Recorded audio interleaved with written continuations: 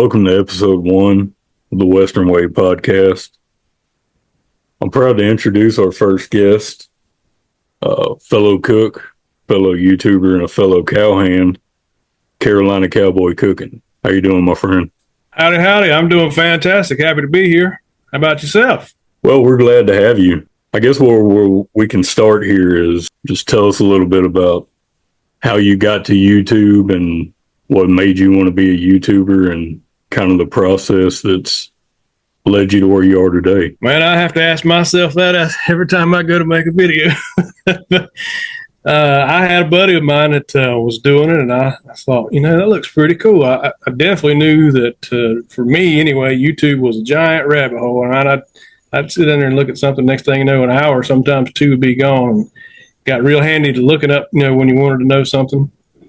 So I decided, hey, if other folks can do it, I think I'll give it a go. And it was on Easter Sunday, and I said, you know what, I'm gonna do a Brunswick stew. I might as well record this thing. And actually, my cowgirl recorded me, and that was our very first video. We really didn't know what we were doing. She did it on her iPhone. Didn't for the first thing about editing. Once I started doing a few, I was just like anything else I've ever tried to do. I want to give it my best, and I certainly knew I had nowhere but up to go because I didn't have a clue what I was doing. And so I just got excited about it and invested a lot of time, energy learning, and just kept making video after video until here we are. How about yourself? Kind of the same thing, I was an avid YouTube watcher. I never thought about starting a YouTube channel until a few years ago. And then once the thought finally took root, I talked myself out of it. I don't need to do that. And then a little time would go by, and then I'd talk myself out of it. And finally, one day, I just said, you know what? I need to at least try this. And that's really just the way it happened. And I said, you know what? I'm just going to record an audio video or an audio recording, not show my face, not do anything like that. And I've been pleasantly surprised at, even though it's not major success, even the little bit of success that I've had already. What about you? Was it a shock to see your success? I'm not sure I have a whole lot of it, but yeah, as far as somebody actually clicking on my video and watching it, that's a success for me. Kind of like golf, and I'm not a golfer, but I've done it enough to know you stink it up all day and then you hit that one good shot and you think, well, that's enough to keep me coming back. I think I'll play again sometime. Maybe I can hone my skills. So yeah, I'm definitely thrilled, humbled, excited that anybody would, out of I think literally hundreds of millions of videos on YouTube, and every day there's just millions more. If somebody would take the time to see something I put together, it's exciting. Especially if you get a comment, or even better, maybe a subscriber. I guess success is a pretty relative term. As far as success for me in the very beginning was, hey, someone watched this. Right. It's not sitting up there with 0 views. Yep. And like you said, then you get a comment or you get a couple of likes. And even though to a big YouTuber, that may be nothing. But when you're first getting started, it really does kind of build that confidence up. Like, hey, maybe I can do this. Absolutely. Yeah. And there's so many different age groups and genres and niches that there's somebody out there for everybody.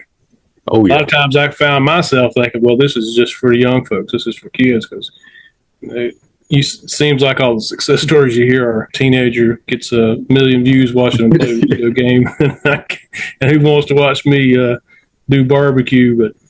But there's definitely plenty of folks out there that are up to that. In fact, I'm seeing a lot of encouragement for me. Now, I think I'm a good bit older than you. I was going to say I'm over 40, but heck, I'm over 50.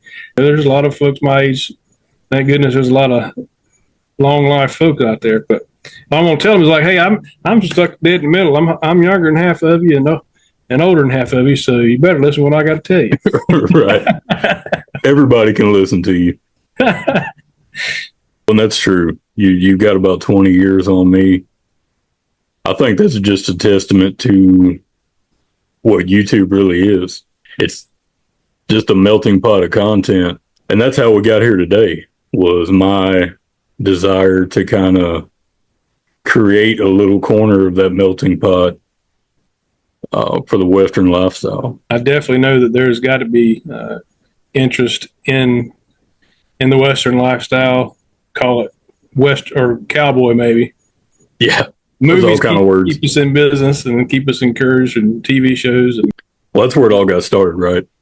yeah, I think so. Yeah, for John me, Wayne, that's how I grew up. Yeah, Clint Eastwood, Gunsmoke, Wagon Train. I mean, there's so many good ones, and now it transformed over the years into Dallas, Urban Cowboy. You know, I wasn't alive when Urban Cowboy came out, but when that movie came out, you can bet that everybody was running around the streets of Houston, Texas in some buck stitch belts with their names on them and listening to Mickey Gilley and Johnny Lee. I think there's always been a place for the Western culture. And even today, we're seeing it with Yellowstone. We're seeing it with, I mean, there's TikTokers that, you know, show you how to starch jeans and clean your boots and stuff like that. Well, so what is your perspective on, I guess, the print of the Western lifestyle as far as pop culture goes? well, I definitely grew up with it. Right. I mean, I'm back when I was knee-high to a grasshopper. You had 3 channels, and I was the remote control, meaning get up and turn that channel, boy. And it was always either football or a Western. So John Wayne, Clint Eastwood for sure. You know, I can quote those movies word for word. Sometimes it's fun for me to do, but my cowgirl hates it when I do it. I just watched a little bit of Tombstone the other day, and she's like, "Shh, don't you do it."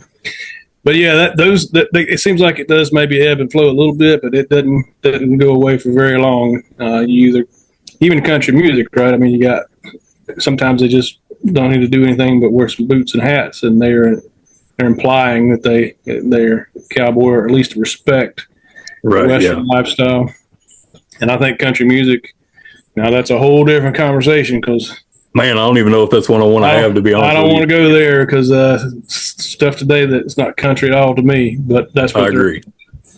But you know, everybody has their thing. I think the Western lifestyle is as long as there's TVs and movies and magazines. I mean, I subscribe to a magazine called Cowboys and Indians, and probably 3/4 of it is advertisements for some really wealthy folks. But there's a couple of good nuggets in there, and that's really when I stop and think about, well, what is a cowboy? Right? Wonder what the definition of that is. Probably means a little bit different from other folks. Tend to think that the actors we see on TV are cowboys, when really most of them probably aren't. They learn to do a little bit for the movie. I think they do. They get bit by that bug, and then they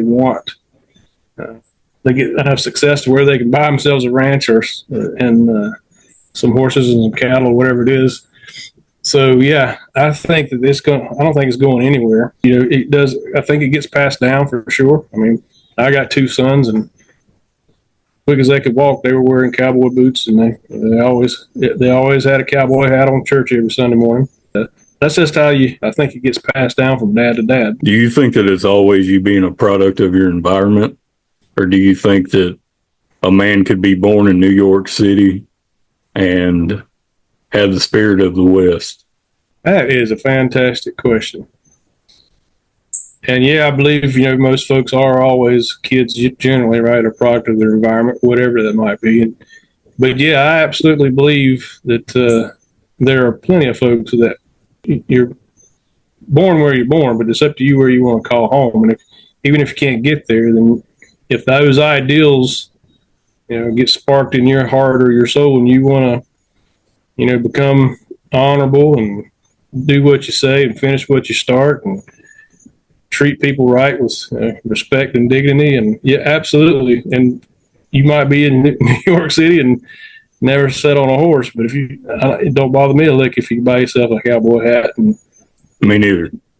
I call that, chin up and chest out, and proud of who you are and represent well, then yeah, absolutely. Have you seen the stolen valor videos where the veterans will go around and catch guys Yep. falsely claiming to be veterans? Yeah, I don't have no use for that. Can you imagine if Cowboys did that? Like you just seen a guy at the mall wearing a cowboy hat and just said, "Hey man, you gonna take Yeah. that off?" I don't mean Yeah. to make a joke about that, but it's funny to think about. Well, I imagine there's probably some rascal out there that would, but to me, then if you're gonna pull somebody's cowboy card, it'd be that one, not the one trying to be. I agree, and I can't quote it exactly, but the Google definition of a cowboy is something to the effect of a man on horseback who tends to cattle and horses. Primarily, they highlight West Texas. And that's a good definition, but it's so much broader than that. Watch one Western and get, there's a good guy and there's a bad guy. They might both be cowboys, but I guess we're talking about the honorable kind. And, just do unto others as you'd have them do unto you. Do your best at whatever it is, finish what you start. The old saying, if you fall off the horse, get back on. Absolutely. And I've always wanted to be Gus McCrae ever since I was a little kid. That was my hero. And I think, it is a movie, but I think those are good heroes. Oh yeah. Robert Duvall's, I don't know much about the man, but he's a good actor. I liked him in that one and Open Range. Open Range, yeah. Yeah, and it's funny. I think Robert Duvall, he plays Robert Duvall. Yeah, one of westerns for sure. I guess they say the same about the Duke. A lot of Clint Eastwood movies, he was pretty much the same squinty-eyed, mysterious dude. Yep, I agree with that. Have you seen the John Wayne version of The Alamo? Yep. Even in that movie, he's playing, Davy Crockett. Mm-hmm. But his portrayal of Davy Crockett was still John Wayne. That's right. He took off a cowboy hat, put on a coonskin cap. Yeah. Oh, yeah. Well, when you want to talk about the modern times, I guess we really can't skip over Yellowstone. Oh yeah, that's a big hit. That's the newest revival. We're coming up on, I guess, the final piece of that. I know it's my wife's favorite show, and somebody told me it was pretty much the Godfather on a ranch. I think that's a good way of saying it. That is a good way. Yeah. Is it realistic? No. No. But beautiful scenery, and it, even though some folks might not ever get out there, I think it instills them that, hey, I want to go see the West someday. I want to ride a horse someday. I guess definitely good for dude ranch business. Somebody wants to take a week's vacation and go work on a ranch, and that's an eye opener when I wouldn't want to begin to know how many miles of fence I've put up. And you go spend a week doing that, get you some calluses and some blisters, and maybe even get bucked off. You're gonna get a taste of it. But the show at least inspires people to want to try it, because there's some good lines in that show about the rich dudes that go out there and try to buy it all up. The one thing they cannot buy is authenticity. I mean, they want to be a cowboy, but you can't buy that. No, it's something that you have to earn, and it's not earned easily. Yeah, it takes a while, and that's why I guess back to your product of the environment. I went to school with horse manure on my boots. I was probably about the only one in school that I had to go feed up before class. And it's funny you say that. I used to get in trouble for that because we had the real short carpet in all of our classrooms, and I had to go feed horses, calves, chickens, pretty much everything. So I would walk into school and undoubtedly leave a trail from the doorway to my desk, and people would laugh at me, and it never bothered me though.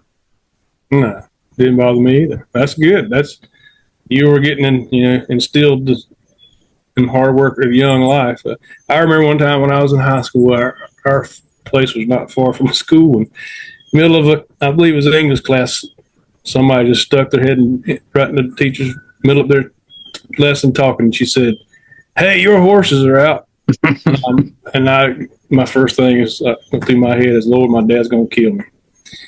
And I just said, "All right, you and you and you come with me." And we just got up and walked out, ran out of there, and had to go catch them. They were in, some of them were in this guy's soybean field, and some of them were in the. And you had to go get them all up, no bridles, and get them all back up before Dad found out. So, Now there's your definition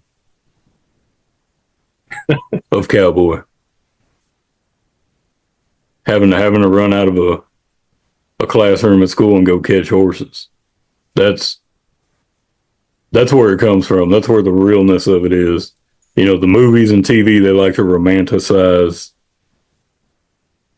being on a ranch, and I think Yellowstone does a lot of that. But it's not all pretty by any means. oh yeah, there's plenty of room. My wife tells me she loves me to death, but I believe she'd leave me for old Rip.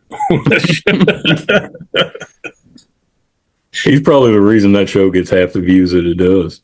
I guess if I watch it, I like him the best. I tell people all the time that I can remember being 9 or 10 years old, and in the middle of January on the South Texas prairie, it gets pretty cold, and it's always windy. The wind's always blowing 30 miles an hour. And I can remember being a kid and having to go out in the middle of the night and pull a calf. And your hands are so cold that you can't hardly feel them, and there's blood everywhere, and that's the part of it that isn't glamorous, but yeah, it's what makes the whole thing go round. You're responsible for the well-being of those animals day or night. And that brings up something good, I think. I think a better definition for a cowboy, at least in a working cowboy way, that's what you are. You're a caretaker. You care for the animals, you care for the land, you care for your equipment, you care for your family. And it's a full-time job. I used to hear a lot of people say when I was in the rodeo game that we were abusing animals. Yeah, I've heard that. And it never made me angry. It kind of made me sad because of the view that those people had to have of rodeo to say that. People may not realize this, but those animals are treated like athletes. For sure. Because that's what they are. They're animal athletes. And I can assure you, I know a lot of stock contractors, and I've done some of it myself. Those animals are well cared for. That leads me to another thing that I think maybe people just see the romantic scene in Yellowstone, and they don't see the realness of it, so they have a little bit of a distorted outlook on actually being a rancher or the sport of rodeo and how it actually goes. Yeah, there's definitely a Hollywood version, and the same folks I guess you talk about, that put it down, they just don't really know what to talk about. They just haven't experienced it, and they're making a lot of assumptions that they just don't really understand. Well, they're seeing a calf get roped by the neck, or some guy sitting on the back of a bull, and what they don't realize is those animals are bred to do that. That's their job. They do it every day. And I don't want to spend too much time on that, because that is a sensitive topic. But I would challenge anybody who feels that way, go to a rodeo. Yeah, I was just sitting there thinking through the rodeos, all the ones I've been to, and again, I took my little fellows when they were young. I didn't see a soul there that thought that. They wouldn't be cheering if there's actually that was actually happening. You've got your working cowboys that deal with horses, deal with cattle. You got your rodeo cowboys. And then I guess I'd call them barroom cowboys. You got your fellas that get starched down and put their hat on and go out drinking beer on Friday and Saturday night. And they ain't never seen a cow or a horse in their life. I definitely never was on a rodeo circuit, and done my share of breaking colts. That was my teenage job, and I wasn't trying to make eight. I was trying to just not, trying to get them so I could take them back. We'd buy the rankest colts usually or go cheap because nobody can set on them, and go on Thursday and keep them a couple of weeks, get them broke, and try to take them back and sell them for more. We wound up making enough to buy the horse feed, I guess, but it was fun back then. I had rubber bones and I could get over it, but I think I'd much rather ride one already broke nowadays. I feel the same way. For how young I am, I got a bad back, bad hip, bad knees, arthritis. And it's from a lot of that. When I was a teenager, I used to break horses for a guy for $20 a horse. And I had an old calf roping saddle that I cut the saddle horn off of, and I made some modifications to the stirrups. And I bought me an old halter and a buck rein, and I would just go out there and just buck these horses out for $20 a piece. And at 14, 15, 16, all the way up to 18 years old, that was all cool. I could hit the ground 100 times. But if I hit it today, I'm not getting up as fast, I promise you. That molds you into who you are too, because you learn a lot about even then, right? You might be mad as fire because you hit the ground, but you get back on. You might be mad at the horse, but you learn a lot about how to accomplish that instead of just who's the toughest or can I be, not wanting to be mean to this animal. Of course not. I want him to learn that I'm his friend and he can trust me. I'm not doing this to him. We're not in a fight with each other. And back when I did it, no one had ever heard the word horse whisperer. That's way that was way after anything I ever learned how to do it, which was probably not always the best way, but that's how I learned it. I always tell people that horses taught me more about people than people taught me about horses. Yeah, that's good. I like that. Because they're an honest animal. Yep. When they don't want you on you, they're trying to get you off. Yeah, I think they're good judge of characters or good reads. Now, some of them are just plain ornery. I mean, but yeah. But I think they can sense, what your intentions are. If they're not bad, they can sense fear too. Trust me. They'll definitely try you, right? I mean, you can go on a trail ride and pick out the one. I just call them Barney because they can't wait to get back to the barn. That's a contest of wheels right there. You do have to sort of show who's boss, but not that you're going to harm them. But we're not going back until I say. But yep, you're right. They can teach you a lot. That's for sure. I think it's similar to disciplining children. Nobody ever wants to hurt their children or anything like that, but you have to establish that line of, hey, I'm in control here. Yeah. And I always did it through, it just takes time. Mm-hmm. Never once would I have ever beat on a horse, and I've seen people do it. I've seen a lot of old timers beat on horses, and I never liked it. I always said, okay, well, we just need to spend some more time together. Yeah, some of the ones that I was breaking, was one that somebody else gave up on after having, been rough with them. And of course, they come thinking I'm going to do the same thing, and you got to earn that trust. Hey, I'm not that guy. I'm not going to do it that way. We talked about our YouTube journey, and we've talked about our experiences in the Western lifestyle a little bit. Let's talk about cooking now, which is how you and I got to be knowing each other. Where does your love, because I think we both love to cook, where does that come from? Well, mine comes from a love of eating. As So, does mine. yeah, you could probably, thank goodness you ain't getting the whole body shot here. But yeah, I mean, the old saying, the growing boy, I was definitely that. And, I played a lot of football and did all the stuff that I was doing outdoors. My grandma always said, boy, that boy don't eat but one meal a day. It's all day long.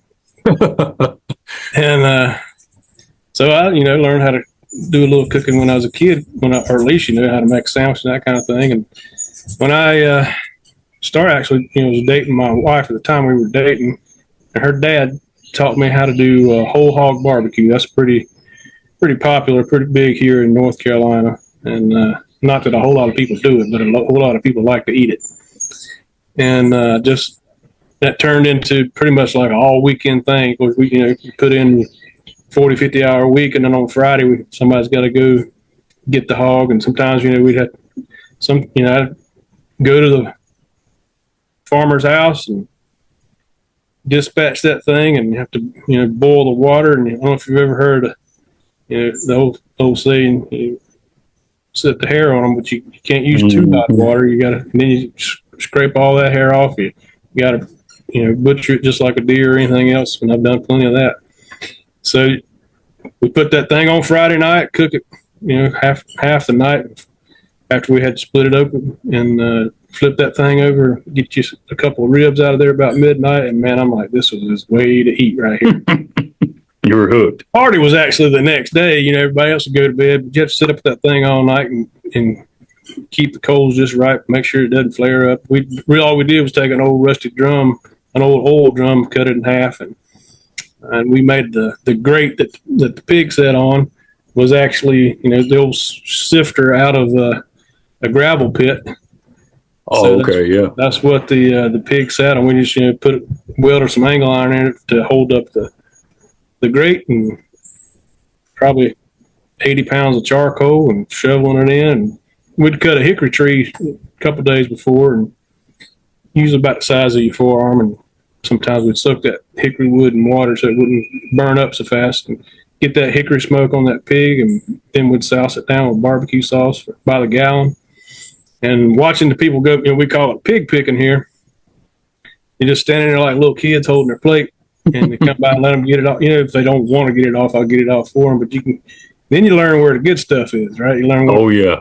There's the ham's different than the shoulder, and and we call them Boston butts if you just do that. But pork shoulder, then of course what I call the stringy meat is the bacon down in the belly. That's my favorite part. That and up in the tenderloin. But yeah, long story short, learn how to do whole hog barbecue, and then from there, of course, you can break it down, do smaller. And I love to do steaks. I've done a lot of steak videos. Just cooking outside in general, just for some reason, to me, the food just tastes better when it's cooked outside or cooked over charcoal. And if you eat it outside, like if you're camping, sometimes to me, it's just like it tastes better. I don't know. It's just part of the experience, I guess, of being an outdoorsman, whether you're camping or you're on a fishing trip and you rustle up something for lunch or dinner, cooking it. I love cooking over a campfire too. Oh, absolutely. Whatever. I don't. When you're camping, sometimes you got to get what you get from firewood. But if you let those coals burn down, they're plenty of hot for cooking too. Another thing that I learned, I guess, early on about cooking is in deer camp. Right, you on a 5,000 acre deer lease in the middle of the woods or on a river, and if you're fortunate enough to harvest one, you got to figure out what you're going to do with it. And so I learned how to, process it different ways. And even much younger than that, we used to camp on this place called 12 Mile Creek. There was a 6 Mile Creek, but there's a 12-mile one too. And then, man, that thing would flood big time. So it had a lot of deep holes in it. We'd just, cut a bunch of little, maybe 3-foot long limbs or saplings, tie on a foot or two of fishing line and whatever grub worms or we could find for bait, and then fish all night long. But definitely, if you get you a nap in, you wake up in the morning and every one of those things just be dancing up and down the creek. But so we'd get those and clean them up and eat them. And I'd slip and get Mama's Crisco, butter flavored Crisco. Still back then, it was in a metal can. Mm. And man, I just set that can right in the fire and melt that butter flavored Crisco, and little we call them salt and pepper catfish. Man, you talk about some grown boys going to town on that stuff. That's good outdoor eating, fine a breakfast as I ever had. So, camping, hunting, cooking hogs, all that's how I learned to do it. And if some people say they have a sweet tooth, I think all of mine, I got a whole mouth of them. So I'll mess around with trying to make a ice cream cake, and I've got a couple of videos on that too when it's not ideal weather or something. Sometimes my videos are not outside. Sometimes they're in the kitchen. What about you? How'd you come up learning to cook? Well, I'll tell you this.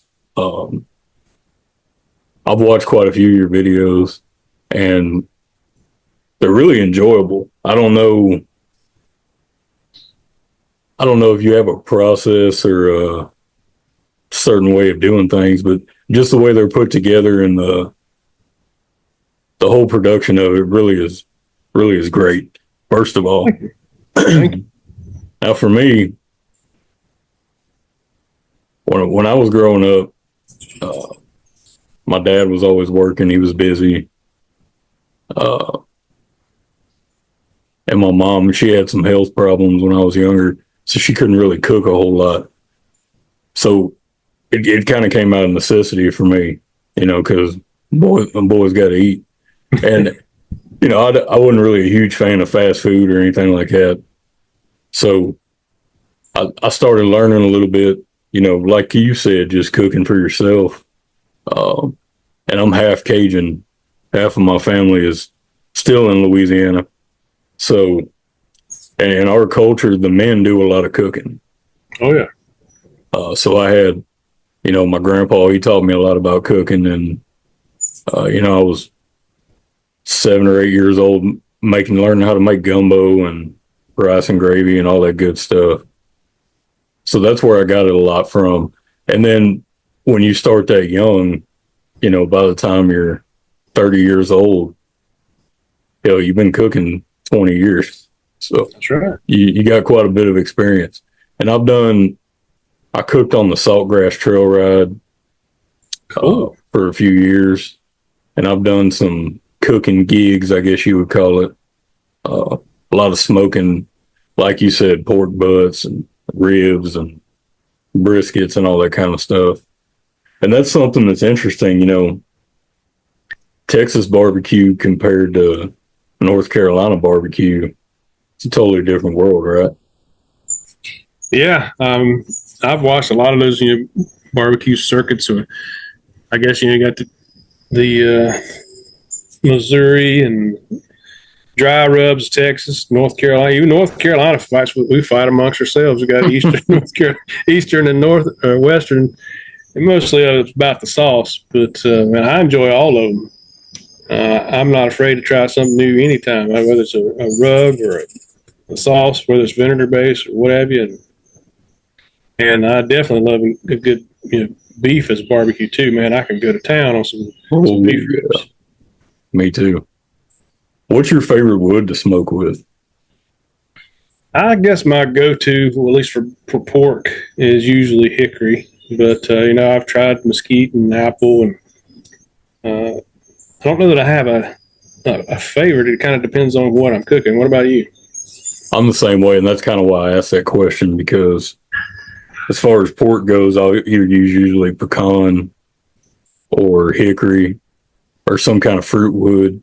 Mm-hmm. And when it comes to beef, I like to do mesquite or red oak. Yeah, what's some of the unusual things you've had to cook? I've cooked raccoons, possums, beavers, snakes, which, I guess that's not unusual to everybody. But down here, we'll eat rattlesnake. No problem. What about you? Definitely, doing lots of deer hunting, rabbit hunting, quail, most of the things, whatever you got that you can hunt around here. When I come up, there wasn't a deer in the whole state, but now I got them everywhere. But my grandmother come up during the Depression, and she made it to 101. And she used to tell me about being in the depression, having to eat possums. But she'd say, now we'd have to catch that possum because of what they eat. We want to clean them out.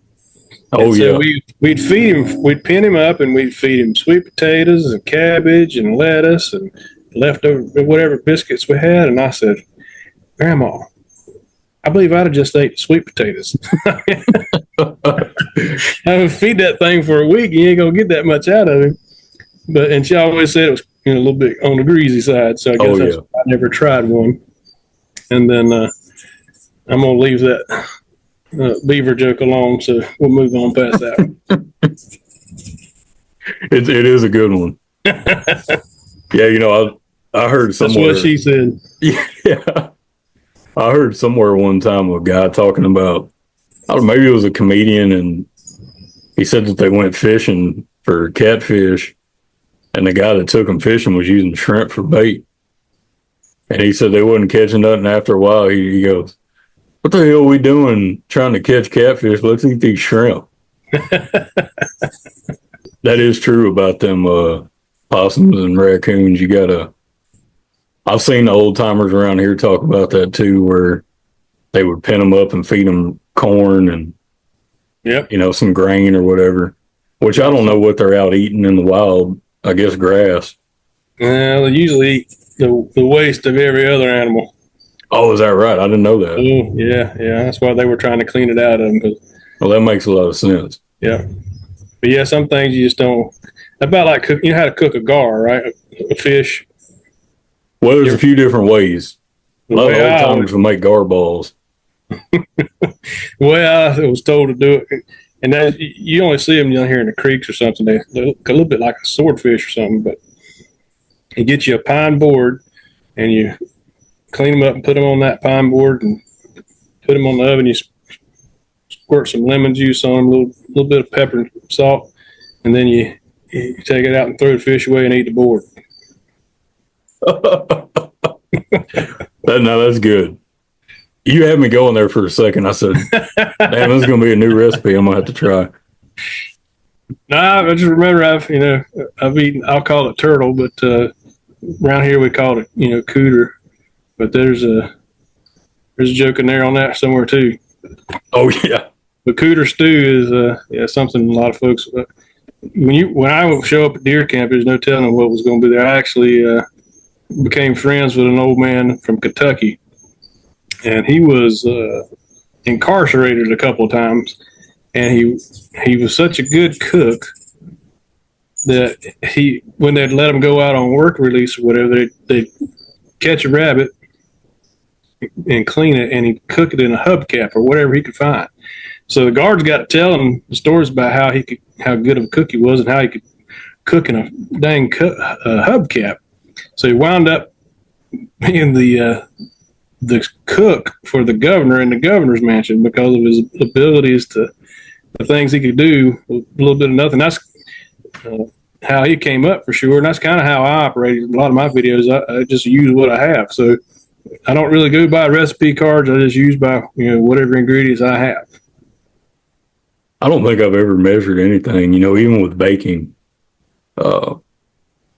You'll probably hear me say in my videos, a shake of this, a shake of that, because I don't have no teaspoons or nothing. That's right. Measure with your heart. Yeah. That looks about right. With Cajuns, they say that we just keep seasoning until the voices of our ancestors tell us to stop. I like that. Because you won't ever see a Cajun saying, we're going to do a tablespoon of this, or no. You just do it. And that's something that is pretty interesting in our form of cooking. When you go to talking about baking a cake or making biscuits or doing something like that in a Dutch oven outside, it's a whole different ball game. Oh, yeah. And I think a lot of people are mesmerized by it. And I guess if you've never seen it, it is pretty surprising, but it's something I've done all my life. Yeah, I like doing that because you don't set it in the oven and set it on 350. You Right. know how many coals and when and how to rotate that thing so you don't have a hot spot. But if you're using briquettes, I guess sometimes it's a little bit easier once you kind of learn how. Do I need 13 or 15 coals based on this and that? The other. But Right. if you're Yeah. just using the coals right out of a campfire, you got to get that evenly distributed and make sure you don't burn. That's part. To me, that's half the fun because I always hear looking ain't cooking. So you That's can't right. look at that lid. So you're just hoping for the best, and you do maybe check it once. But that to me, I love cooking on cast iron. That's some good eating. Me too. One of the best breakfasts in the world. I remember when I was a kid, I used to love duck hunting a whole lot. And I never had any fancy waders or nothing like that. I'd go out there in rubber boots and blue jeans. And you want to talk about come in wet and freezing, and a lot of times didn't kill very many ducks. And I go out in the chicken house and give me a couple of eggs.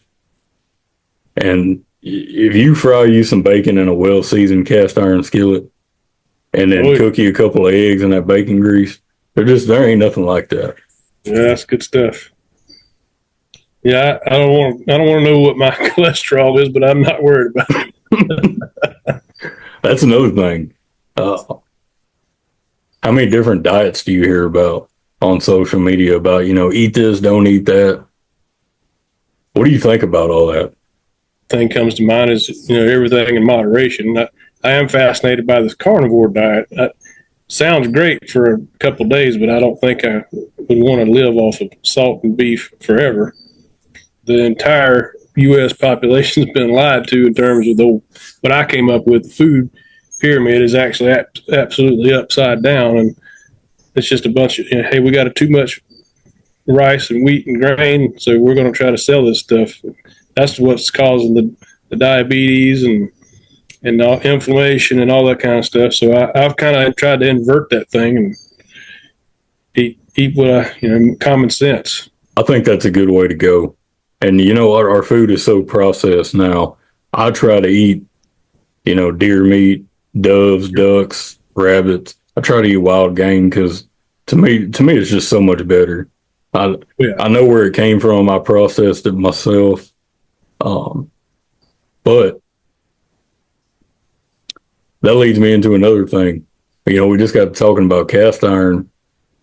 I'm that weirdo that only cooks in cast iron, only uses wooden utensils, like all this plastic stuff, man, and all these non-stick pans.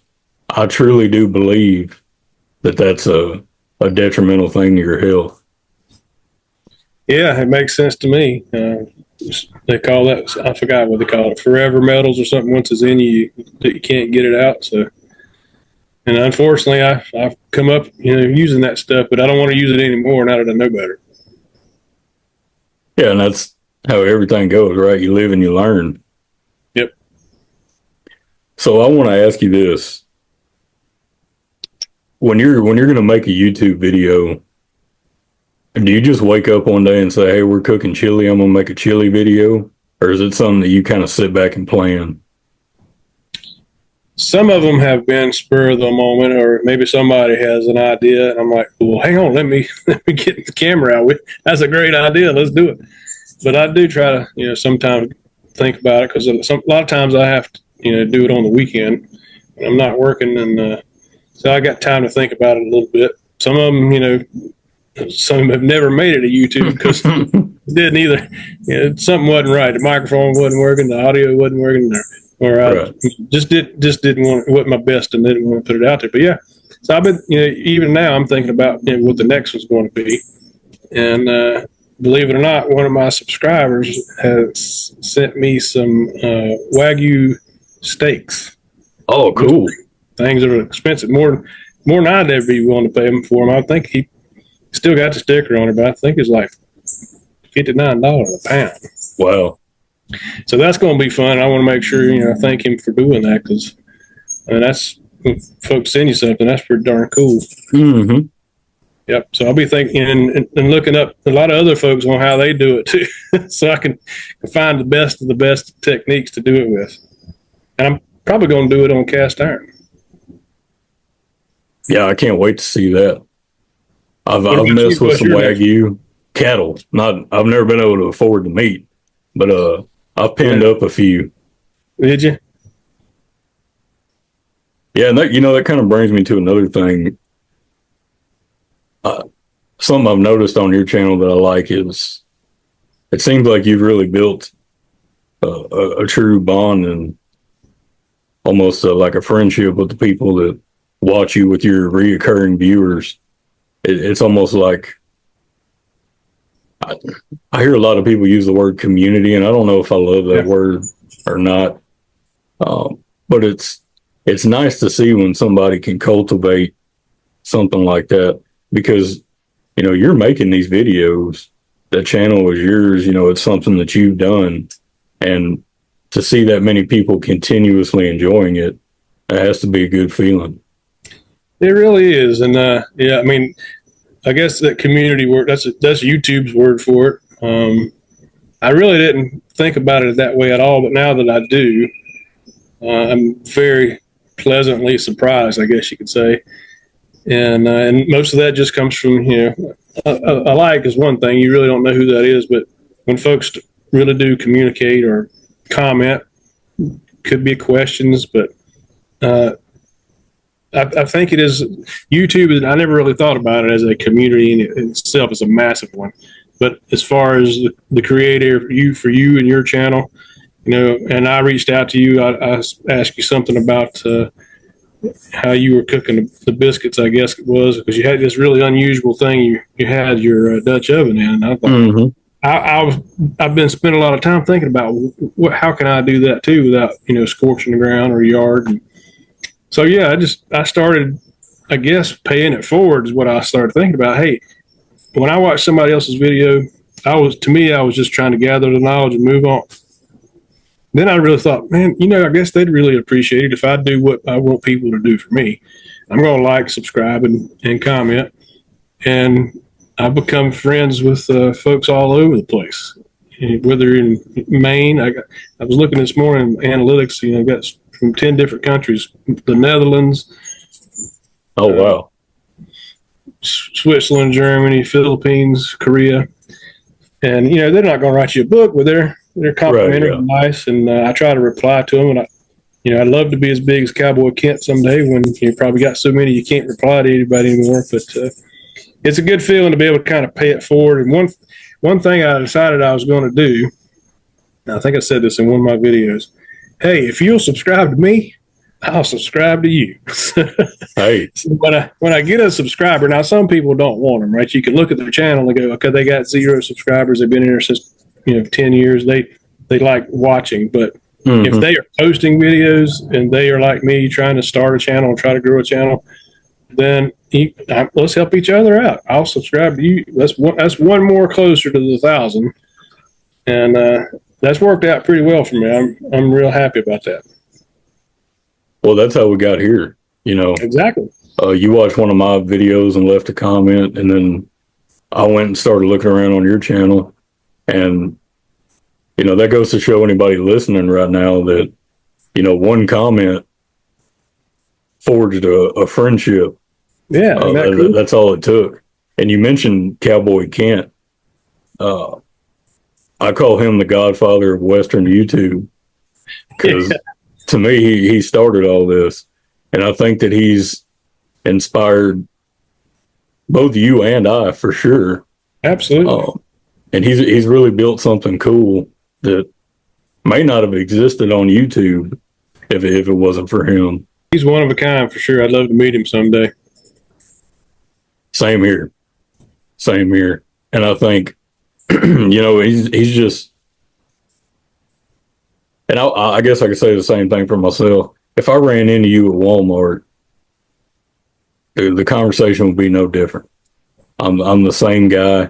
And I think that's what's special about Kent is, he's a big time YouTuber, but at the end of the day, he's just old Cowboy Kent Rollins. Yep, that's exactly right. Which I guess makes it all the more better that he's being successful. I would love to see people that give so much and are just that genuine succeed. Yeah, I think that's a great thing about the internet, right? Because there's plenty wrong with it. And social media, I guess you could say. I'm not really much on social media except for YouTube.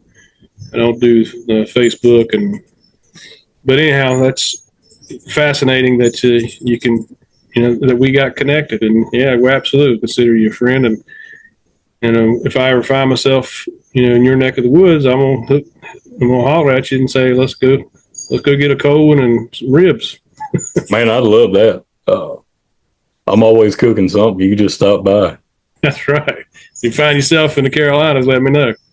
And I just might one day. That's a far trek for me. Hell, it takes 4 hours just to get off the state of Texas. But how avid of a YouTube watcher were you before and are you now? I was definitely late getting high speed internet because how far out in the sticks I am. And so I would not have been able to do a channel until about a year ago. So I guess I owe Elon Musk a thanks because we finally got that Starlink. Otherwise, I wouldn't be able to upload videos. But yeah, in fact, I had the old, I think it was HughesNet. You could probably watch 3 videos and then it'd slow you down for the rest of the month. Mm-hmm. So my wife would be like, "You've been on that dang YouTube again. Now we got a slow internet for the rest of the month." So I would have probably been more of an addict if that wasn't a constraint. It's a search engine now. You want to see how to screw in a light bulb, you're going to go to YouTube and watch somebody do it instead. I'd just rather watch than read. I agree, man. I don't even have cable anymore. And I didn't get internet until 2021. And, here we are just a few short years later. And I have what is that thing called? A Roku. Yeah. I have YouTube on there. I have Amazon and I have the Cowboy channel. And for as little TV as I watch, that's all I need. Yep. That's what we got. We got one of those Rokus. Yeah. And it's amazing. I can think back to when I was a kid and you can think back a lot further than that. Those big old TVs in the 90s that probably weighed 200 pounds. You had that and you had, your local channels. And to think about that versus now, where at the touch of a button, you can watch anything you want. Yeah. It's pretty wild. Yeah, it is. It's definitely, when I was a young fella, somebody'd say, I wonder how you do so and so, and everybody else would just go, "Yeah, I wonder." But now you just go look it up. You had to go ask somebody back then. Yeah, get out the old encyclopedias. Yeah. I tell you, technology I think I resisted it quite a bit because I'm pretty old fashioned. But when it comes to what we're doing right now, I think it's a great thing. Absolutely, it is. And that's a great point as far as a lot of times I do want to get away from it. I think ties into the Western lifestyle and the culture. I get to go out to Colorado a couple times a year. I'm going to be going here 1st of October. I try to go every fall because that's when the aspens are out there. That's just like church to me. I mean, that's my happy place. And in other words, I'm going out there to get away from civilization and people and technology and just be in God's beauty. And when I get in those Rockies, and a lot of times I've met a fine cowboy out there that will take us out on horseback. And we go up, 12, 13,000 feet, sometimes above the snow line on horseback looking down at those Rockies. And I don't want any technology. I don't want to see a cell tower. Right, yeah. That to me, that piece of that Western lifestyle, the getaway portion of it, to see something that's still actually wild. Teddy Roosevelt did a good thing when he created the national parks and prevented mankind from destroying it. So, Amen. To me, that's a big part of the Western lifestyle. That whether you're in Texas or Colorado, Montana, Wyoming, Alaska, I got to spend some good bit of time up in Alaska and on a true adventure. I mean, middle of nowhere. And that is about as far as away you can get it from technology. And that's a good risk to take. Yeah, I mean those are beautiful. I think they're too cold for me. It's cold. I'm used to it being 120, so Oof. the cold bothers me. But Yeah. it's definitely a beautiful place, and I think if it wasn't for the snow, I'd probably live in Montana or Wyoming or something. Yeah, Wyoming is actually colder than Alaska. It's a different kind of cold, right? Yeah, and but even in recorded temperatures, it gets colder in Wyoming than it does on. They're both way too dang cold. That's And crazy to think about, isn't it? one of the reasons there's still wild places is you just uninhabitable. So you can go through it, but you're not going to set up camp and live there. Yeah, you're not going to want to hang out. Yeah. And I think, that's something that definitely, I guess the only honest way to say it is that it kind of upsets me is, like where I grew up, it used to be nothing but prairie, cattle ranches, horse ranches, rice farms. And now it's gas stations, RV parks. They've expanded the interstate, and it's sad to watch that way of life die for concrete.